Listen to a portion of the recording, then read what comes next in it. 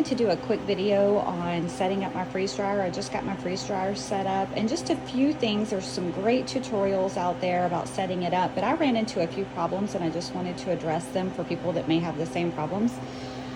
First and foremost, as you're pouring the oil into the pump, the filter, it only shows you at the very end. So I kept pouring and pouring and pouring and looking for this to start registering. So I have almost too much in there.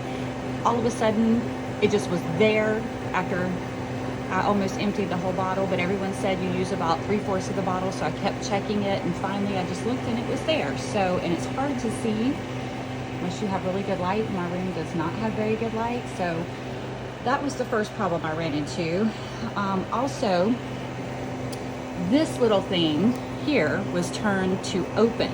So at first when I started pouring it in, oil got all over my table. So be sure that this little dial is closed. That's how you drain your oil to filter it or change it. So that was the first problem I ran into. The second problem I ran into was, I'm sorry, the machine is running, so it's kind of loud. This piece, this is the drain, was inside of here. It took me over 15 minutes to get it out. I had a really hard time getting it out, and I guess they put it in there for safety, but it was very, very hard to get out. I had to finally put on gloves because it started tearing up my fingers, and you can see my hands are dirty. So I'm trying to get in there and pull that out. The next problem I had was the hose was so crimped that there was no way the water would pass through it. This one is the worst, and it's still, I need to go back and repress that.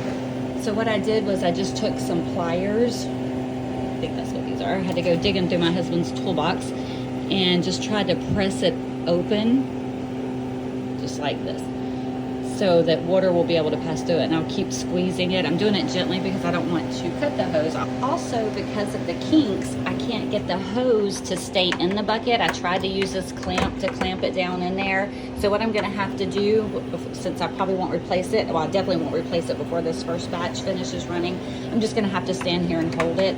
I'm hoping that it'll relax a little bit, but I've tried to straighten it out and it just keeps kinking back up. So definitely gonna have to replace that hose. I don't know why they ship it completely bent like that. That was not the best shipping practice, but oh well.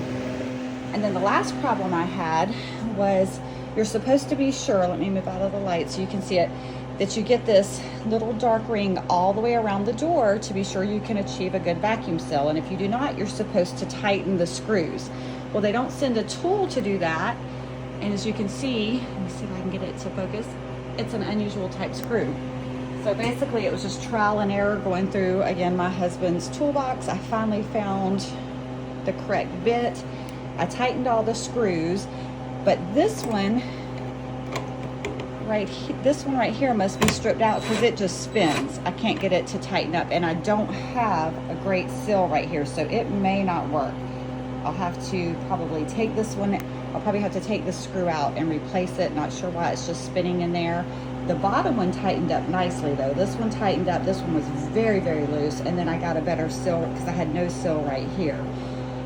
So far, that is the problems that I had. I'm running my first run. This is a bread run, which will be thrown away. So I'm doing my very first run. But I just wanted to share those problems that I had in case anyone else runs into these problems. Nothing major, just a little aggravating, but hopefully my first run will be successful and it'll be worth all the aggravation. Talk to you later. Bye.